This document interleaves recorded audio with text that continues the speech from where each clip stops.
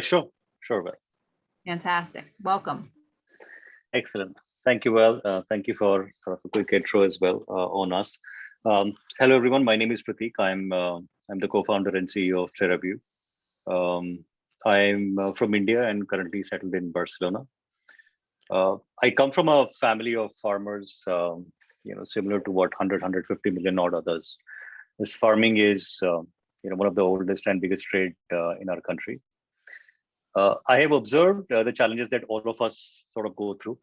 It does not matter what crop you're growing, the most important profession in the world, one which provides food and drink on the table is also the hardest one. Growing up, I've lost family because of some of them not being able to endure the hardships of the journey.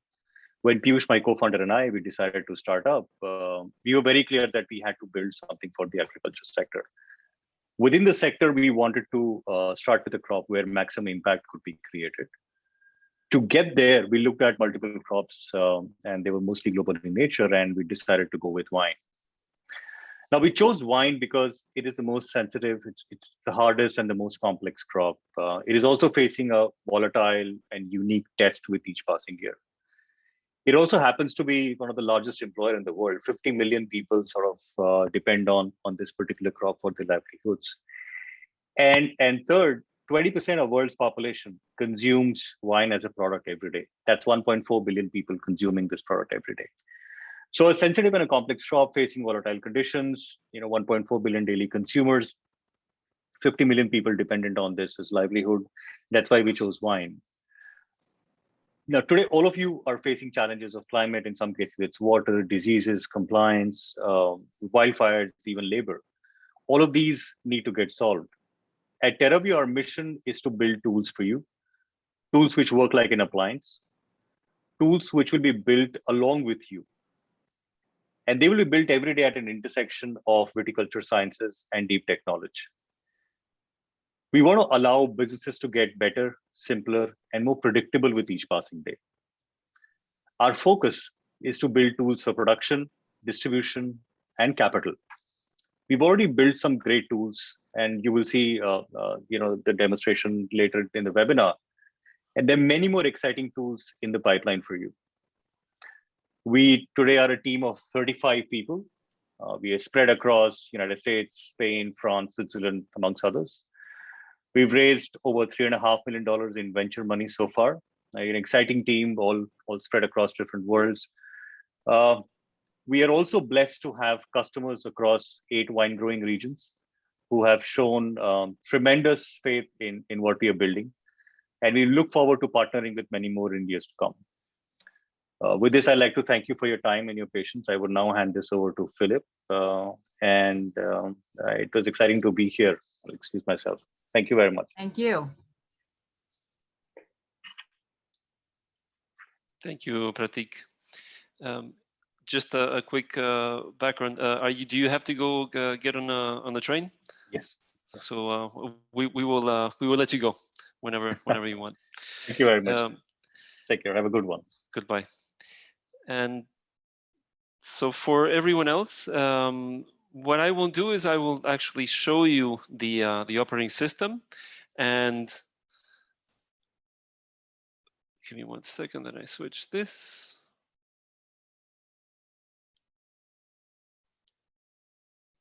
And I'll be happy to answer any questions. What Valerie was saying before is that what I prefer actually is to, as we go, if anyone comes up with any question, to ask it on the moment. I think it creates a more interesting dialogue. It also keeps me from talking your heads off.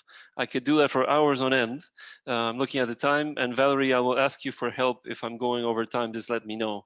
The platform itself, I could literally talk for 2 hours about all the features. The idea is not to go through every feature. It's just to give you a broad picture. And then if you have questions, of course, I'll address them. And this is just the beginning of a conversation when we can later one-on-one go into more detail of this platform. So let's get started. But I insist, if you have a question, raise your hand, and Valerie will unmute you, and we can get started. Okay, so then the idea is for this operating system is focus, I think you saw in one of the slides there, the focus is vineyards. The focus is wine grape production. That's it. We're laser focused. Eventually, years to come, we can then look at other crops. But for now, this is the focus. You have seen, most of you have probably seen tech solutions in the viticulture sector. Very successful attempts at addressing different parts. For example, just the vineyard management itself, what is usually known, the task management, what is known as farm management usually, or drone imagery, satellite imagery. Other companies have addressed water needs by measuring sap flow, by measuring the water potential in the leaves. Very different approaches, many of them very successful, not very scalable for the most part. And also, many of these attempts have been done by very talented people with PhDs in viticulture, and usually it's a one-man team or very small team. And what we're trying to do is really, the scope of this project is quite large. As Pratik was explaining, or the capital we have raised, the team that we have all over the world. And this is a very big project that really looks to changing the wine industry. We have pretty lofty goals, but we're well on our way to get there. Let's, as I said, a quick overview. The idea is to have everything, and the reason I was mentioning all these different tech solutions is that they've addressed certain areas. Until now, nobody has put it all together, at least successfully, into one operating system, into one dashboard. So right here, what you see is on one dashboard, one screen focused around the block. Everything is around the block. We do have a feature of grouping blocks together, but in this demo account, I only have 2 blocks. It's a vineyard in Spain. So we will just start by looking at these 2 blocks. Right now, I'm highlighted on this block, number 3. And all the data on the left and all the imagery, the layers we'll look at on the right, all are for this block. If I go and I switch to the other one, to number 4, you will see right away that this gets refreshed. Quite simply because all the data applies to that block. Or if I, as I said before, if I select several blocks, it'll be aggregated for those blocks. So very quickly, we will look at the information. These are the basic attributes for that block: grape variety, area, soil texture. Soil texture right now is basically we just have a word or a phrase to describe it. You can change this at any time. You can select from a pull-down menu different types of soil, or we can access soil maps and apply these for you on the platform. Then we have weather forecast, up to 15 days of weather forecast. This is kind of the quick view of it, or we can go into the detailed forecast for those 15 days. And we can also look at that hourly. You can get this information from other sources. As I said before, the idea is to have it all on the same platform. You don't have to be switching between different platforms, different softwares in order to get this information. This data, probably some people are wondering where we get this. We have a worldwide provider that integrates with a vast network of public weather stations throughout the world, where we get this data from. And not just the past data, we have up to 60 years, I believe, of data that we use in our different models, and of course, the forecast going forward. If anyone has a weather station, we are very happy to integrate. We always say that we're hardware agnostic. We are not married to any hardware. We don't want to force anyone to have to use hardware in order to use our platform. It's not that, okay, now you're signed up for Terraview, you have to go buy a weather station, soil sensors, you have to get all these things. Absolutely not. The models work with the presence of those of that hardware, and it also works in the absence of them. This data, as I said, most of this will be provided by our supplier of weather information.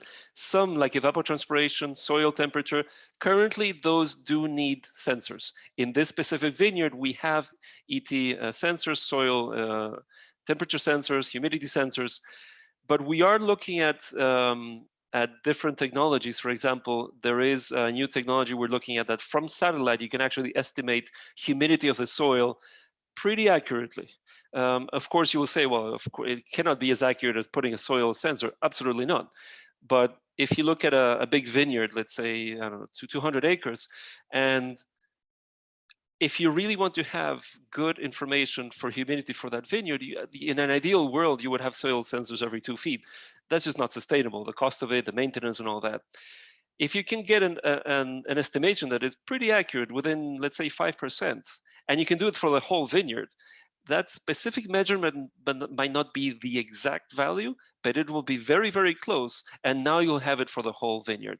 So these, as I said, different technologies that we're looking at adopting, similar with evapotranspiration. With each of these, whenever you press, you'll get a graph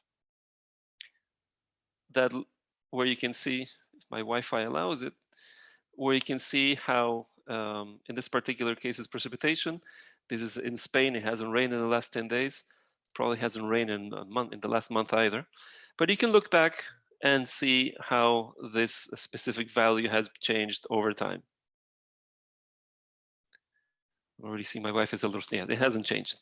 And at any time you can put your cursor on and it'll give you the exact reading for that day. But it hasn't rained in a while. The other important piece is the yield estimation, which also will load a graph. Yield estimation, I'll go into a little more detail a little later on how we calculate this. Here you see how this has changed. We calculate it weekly. So these are the changes weekly. Don't pay attention at the values themselves. This is a demo account. And then you can look at the total per for that block, or you can do it per hectare or per acre. I do want to clarify that this vineyard is in Spain and we have all this, the units are European units, but of course for the US, this will be with the proper units. And the next will be, I guess the GDD, I should mention that, which of course is a graph that is going to go upwards. It's always going up. So that's the general idea for data. I will get back to how to calculate yield estimation. That's a pretty important one. Let me just move along to the right side. I can actually minimize this. Where we have the different layers: drone, high resolution satellite, low resolution satellite, and then the VineClick app.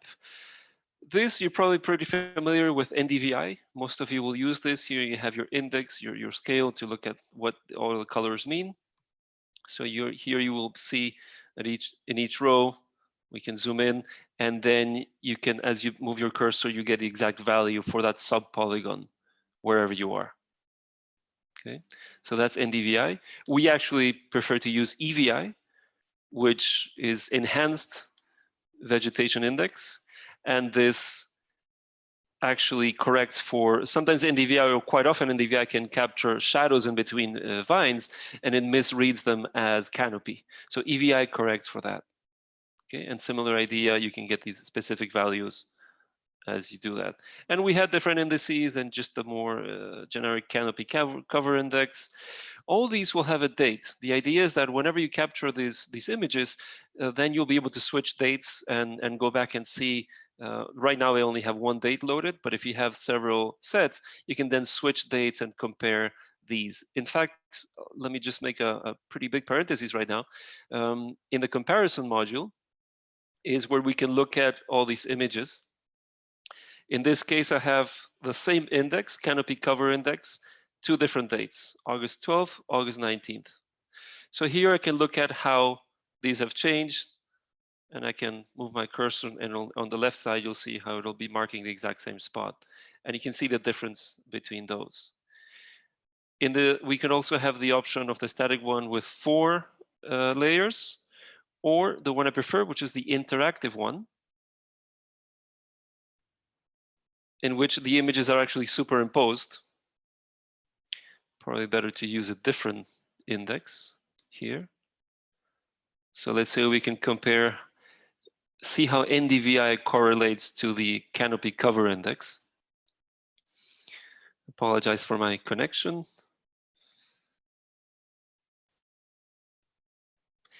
And so here you go, you can just move, and it's a little easier to then visually compare. And there's clearly an area in the vineyard that is behaving a little differently here. Okay. All of these, you can actually generate images and share with your team. There is a feature that will be released in the next week, and I guess another parenthesis is important here. The product is already working. We released it back in February. As Pratik mentioned, we have clients in now 8 countries. At the same time, this will never be a final product. We're always adding, changing, improving, mostly based on feedback. All the feedback we get from viticulturists has been invaluable for the last few months. My main duty right now is to communicate this to the world and try to get this in as many hands as possible. Even more important is the feedback that I've been getting. I listen a lot. I listen to what people have to say, and it's been actually invaluable. And we, as I said, we're making changes to the platform based on the needs that we hear and the comments that we hear. Just one little aside, because this is a cool little feature that is coming very soon. In the same way that we can look at the maps, and then, as I said, you can create your own images and share with your team, you can look at data. This is a very brief video that will show you how you can actually go and choose all your all the different data I was showing you, the temperature, the humidity, GDD, the yield estimation. You can choose your variables and create your own graphs. Of course, you can do your custom dates. Let's say you want to know how much it rained between fruit set and Verzon, or any period that you want. You can set that and create your graphs. And once those graphs are created, let's say that for a vineyard has 5 people who want to use this. So we create 5 user profiles. Each will have their own email address and phone number in there, so you can get information either by email or straight to your phone. And when you're done generating your graph, you can then go up here. I believe it's about to show you, apply.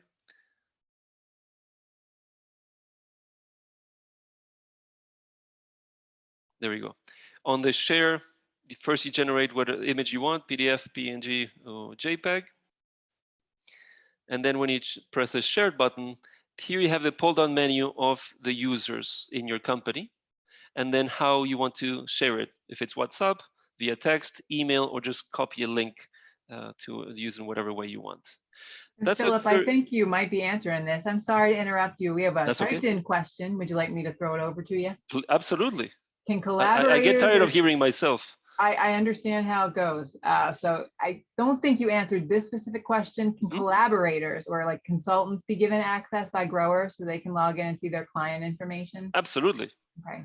Absolutely. Some consultants will choose to use the product for themselves, and then they'll have access to whatever vineyard they're working with. I already have the case of a vineyard that has given access to one of their, I don't know what they call them, I guess collaborators, consultants. It's not a paid consultant, but still it's a consultant. So yes, they have given access, and absolutely that can be done. That's not a problem.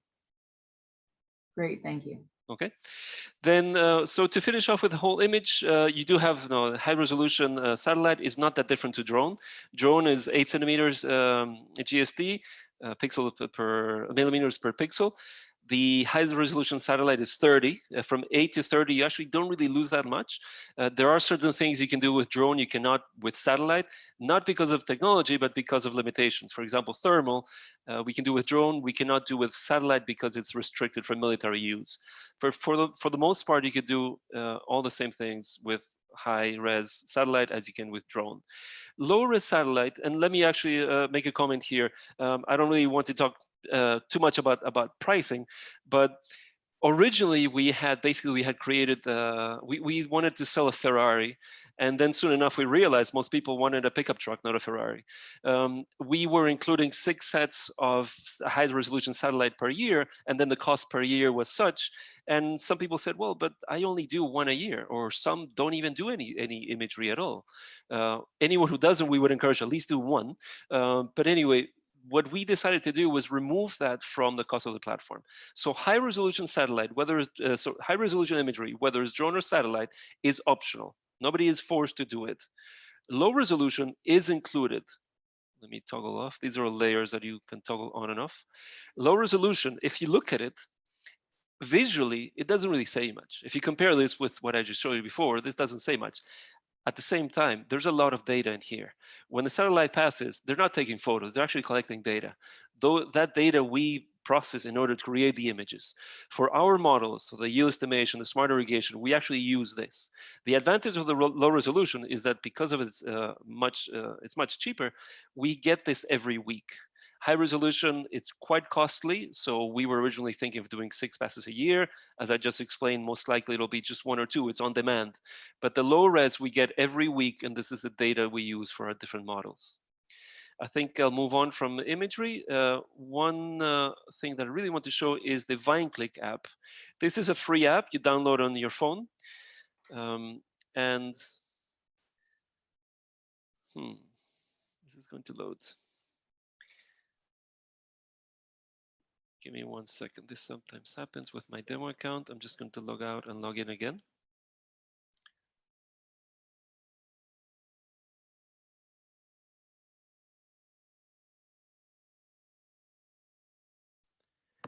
Right now, the app on the phone has one functionality. We're working on adding others. And what it is it takes photos of leaves, only grape vine leaves. If you try to take a photo of a different tree, a different plant, it won't happen. If you want to take a selfie, it won't do it. It actually has to recognize the vine leaf. Phillip, while this is loading, I didn't know if you saw the question just coming in about. I'm not seeing any questions, so please tell me. Oh, sure. So can you purchase the high-res satellite imagery through the platform? I know Absolutely. You said it's on demand. Okay. Absolutely. Great. The cost, again, I don't want to go to pricing too much, but the cost is $6 per acre. It does have a minimum, though. We can't go and hire what the drone. If it's just a small area, most likely we'll work with one of our drone providers. The high res we have, we work with the company as world leader, but that's really for bigger areas. So we can't send our provider for just 5-10 acres. The minimum is 250 acres. I'm aware that many producers will be way below that. So in essence, $6 times 250, $1,500 would be the minimum in order to task to get that drone company to get the images. So can our producers kind of band together to get that is certainly a possibility, and that's something that I'm negotiating internally. Pratik is a very reasonable man, and I come to him very often with that kind of question. Yeah. And especially if we do it association wide, for example, the more people we have that sign up, either associated or mainly geographically connected, the easier we can do this. So yes, right. I think it's certainly a possibility. Okay, great. Okay, let me try this again. I'm seeing that my Wi-Fi is failing a little bit, which is not, okay, there we go. At least it loaded. So these are locations, 4 locations in the block where photos have been taken with VineClick App. And you'll see right away, these are green, this one is yellow, because it has assessed to be healthy. This one, there are some problems with it. And I'll see if these photos are going to load. There we go. So we have hundreds of thousands of photos in our library, and the machine learning, what it does, it compares the photo. And in this case, it'll recognize there's a phosphorus deficiency, or here, a mildew affection. Clearly, a viticulturist does not need an app to tell them these things. And that is never the intention. We always repeat this. The purpose of this platform is not to replace the human eye or the human hand. That is not possible. We cannot replace a viticulturist. We have no interest in doing that. This is to help those who are at the vineyard managing these vineyards. I look at this twofold. One, how common is it to end the season with thousands of photos on your phone, not knowing where you took them, when you took them. So this is a very easy way to organize your photos. You take them, the program right away will sync it onto the platform, and you will always know when and where that photo was taken. And you can look back years and compare the photos in the different locations. You're going back to the same location, take more photos. The other thing that I always say is, you can actually have someone without the knowledge do the scouting for you. Of course, you don't want to do this all the time, but it's a way of multiplying yourself. You can send somebody onto the vineyard that doesn't necessarily know much, but as long as they have their phone, they can take photos either randomly or if they see something off. They might not know what this is, but they see something's off, they'll take a photo, and you'll be able to see that photo instantly on your platform. At the same time, this feeds into the alerts model. The alerts, there are two types of alerts. The weather alerts, pretty straightforward. If there's hail coming or predicted, or fire, smoke, frost, then you'll get an alert on your phone or on the platform, however you choose. The other set of alerts is the disease alerts. These are they're based on mathematical models not created by us. They're created by academia over the decades. So you're probably much more familiar than I am with some of these. If there's a certain amount of humidity, or depending on temperature the last few days, it will say there's a certain probability of developing mildew, whatever it is, in the specific block. It gives you an alert, and then you know how to direct. You know what? Let's go see. Let's go verify if in fact this is true. I know for Long Island at least, and probably for Finger Lakes or upstate as well, you're always watching for mildew. At least on Long Island where I am, we're always on alert for mildew. So, but these gives you alerts. It gives you an alert and kind of directs your efforts. Okay, let's check this out. If it's not true, if the alert was wrong, great. If it's true, then at least you know before it becomes worse and you can do something about it. I will skip smart irrigation for obvious reasons. I don't think any of you actually irrigates. Correct me if I'm wrong. Especially not this year, at least on Long Island, when a lot of vineyards do irrigate. Not this year. It's been so humid. This is the work order module. How are we on time? I guess we're okay. I'll wrap up very soon. We're actually fine. Just looking at it, we gave this about 60 minutes of space, but we're hoping that there are some questions. So you're fine. I'll leave plenty of time for questions. Great. Then this work order, the work order module, we can look at all the tasks, or you can look at categories. For each category, we've created 24 categories. We think we've covered all areas. I did, for example, have a request from a very big producer in South America, something very specific that they do.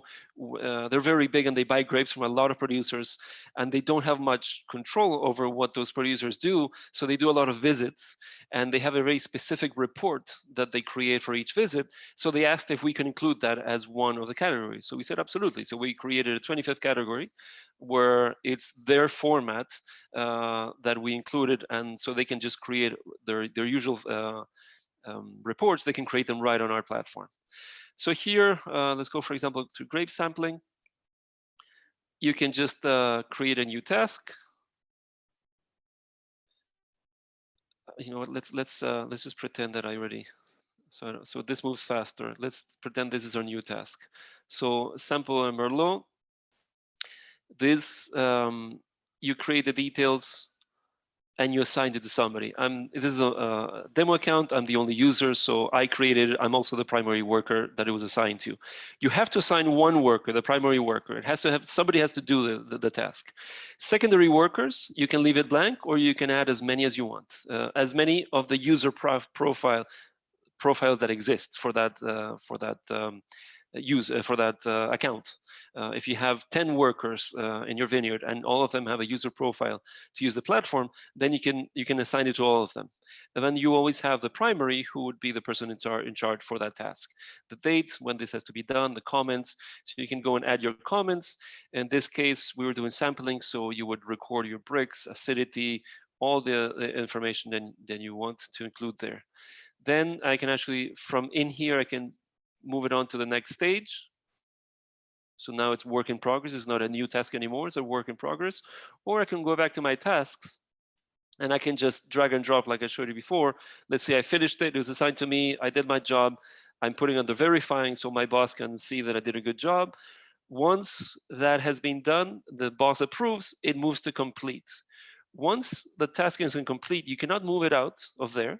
It'll give you an error message for the simple reason that the data that are just collected, the bricks, or let's say acidity, anything else, or if you're irrigating, how much water you irrigated, or the spraying, pesticides, whatever you did, that data, our models need to start using at some point. If we're moving around between new work, verifying, back in work in progress, if it was denied, you have to do it again, we cannot collect that data because it's moving around. Once it's under complete, the models will take that and they can actually use that data. And then another feature that is coming out in the next couple of months, this was upon request, is the whole traceability of costs and all the supplies that you're using. And from there also payroll and other things. There are other companies you're probably familiar with that provide this already. It was not our original intention to do that. We really wanted to focus on the vineyard, but a lot of people said, we need this. We need this for the management of our vineyard. It also includes the management of our team. So we decided to develop this, and it should be ready by Thanksgiving, I hope. Phillip, so I know yes. that you kind of passed over smart irrigation, but we did have a question in the Q&A section about, Yes. though we do have rain, we also have more drought periods. So, you know, if you can describe smart irrigation, also kind of specifically, can it be used by someone without irrigation to understand their water stress levels? Yes. Smart irrigation is quite straightforward. If it loads. It basically consists of a water prescription map.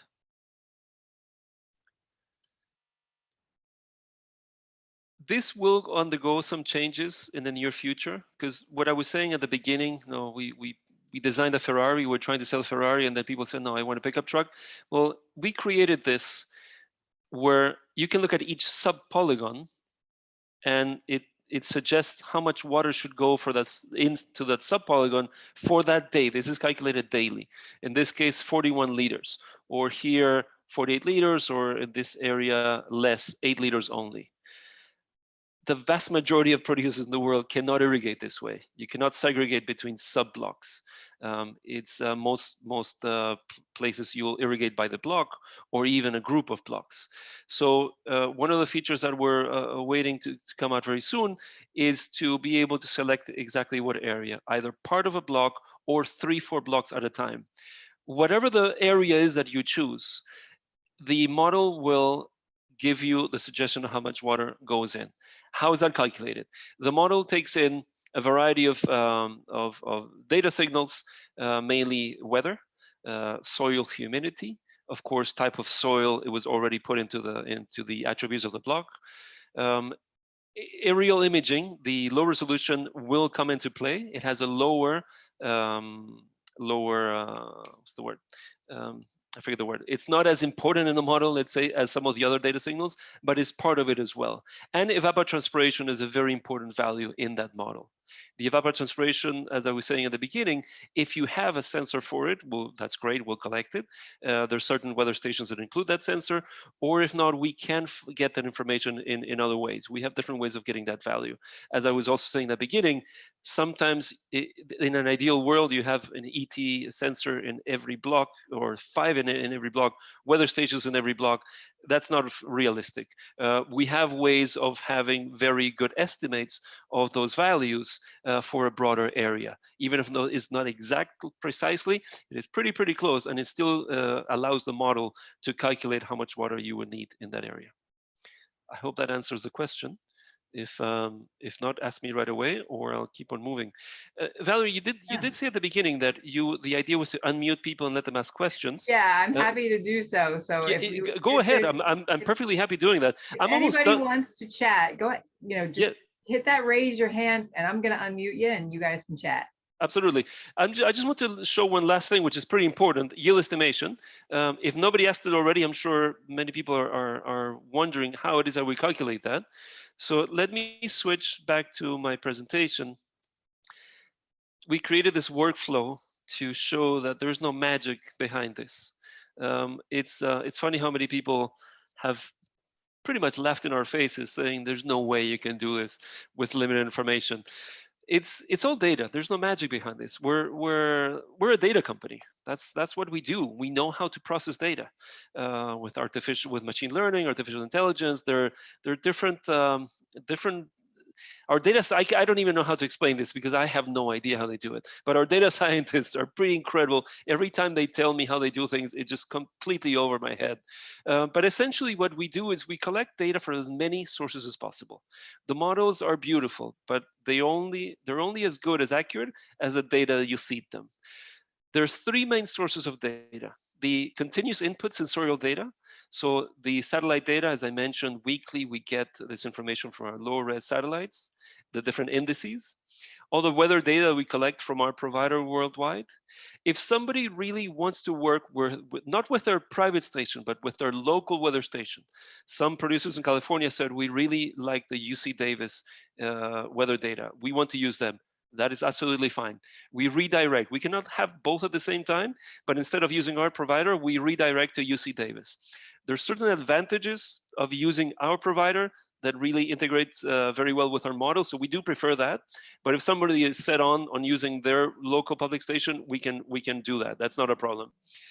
Then if anyone has weather stations, soil sensors, leaf potential, water potential, leaf sensors, or sap flow sensors, anything they might have, we are happy to integrate with those as well.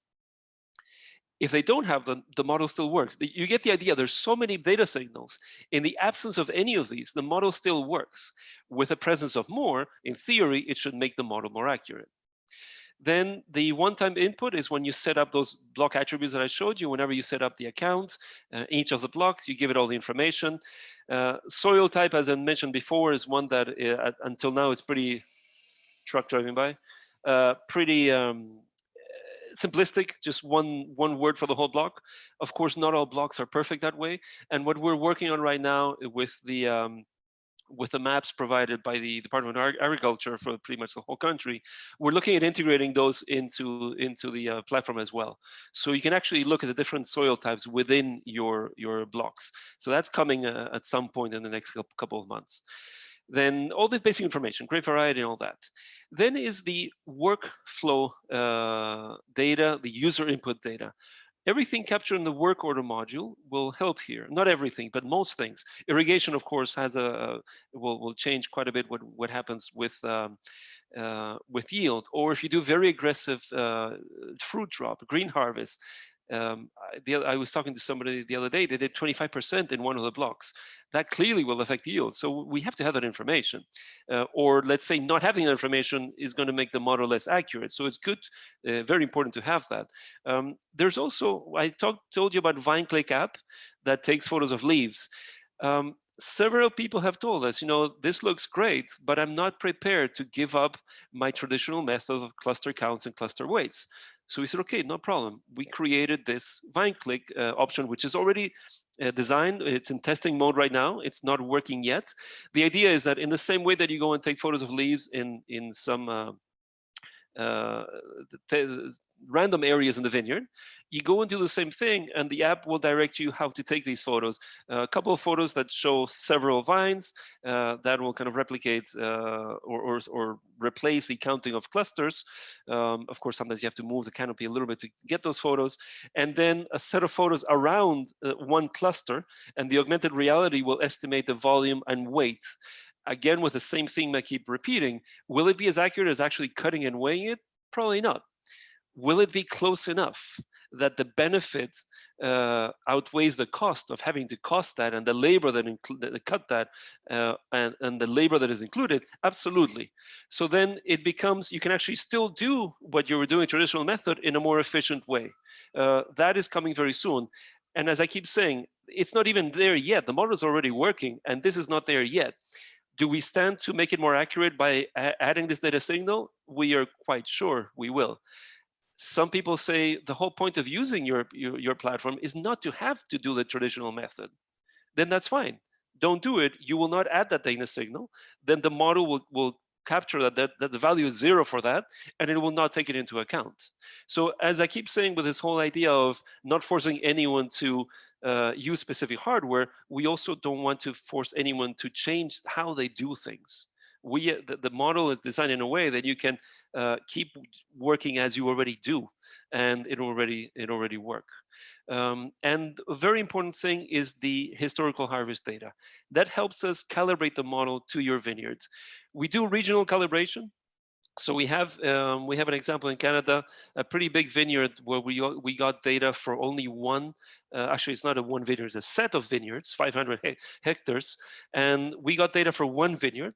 For the rest, we did not harvest data, and the user was pretty impressed that for all the vineyards for 450 hectares that we did not get any harvest data from them, we were quite accurate. It's because we used what we did get to calibrate the model regionally. So do we benefit from having the harvest data? Absolutely. It helps calibrate specifically for your vineyards. In some cases, it might still work without that, okay? And all this comes for that one number that you saw on the platform that is calculated every week. As we get closer to harvest, we will do this every day. So that you have better information on when to pick. In fact, another model that is on the works, it should be released pretty soon, is the harvest data estimation, the harvest date estimation. It will pull from the yield estimation model. It will look at all the, sorry, it will look at your grape analysis, your chemical analysis, your sensorial analysis, the bitternesses of the seeds. It will look at weather forecast. And based on all that, it will suggest a date for harvesting that specific block. And I think that concludes my presentation. Please, I'll be happy to answer any questions. Great, yeah. So I'm going to go ahead and pause the recording. That's what I was talking about. Oh, okay. Okay, so that's what you are talking about in terms of the offer, correct? Exactly. Yeah, exactly. I thought you could see my screen. I missed that part. So anyway, as I was mentioning, just the map. It wouldn't include this whole workflow area information that user generated. It's just the map and the harvest data, and with that we create the weekly reports. So anyway, go ahead. Sorry, with the question you were asking.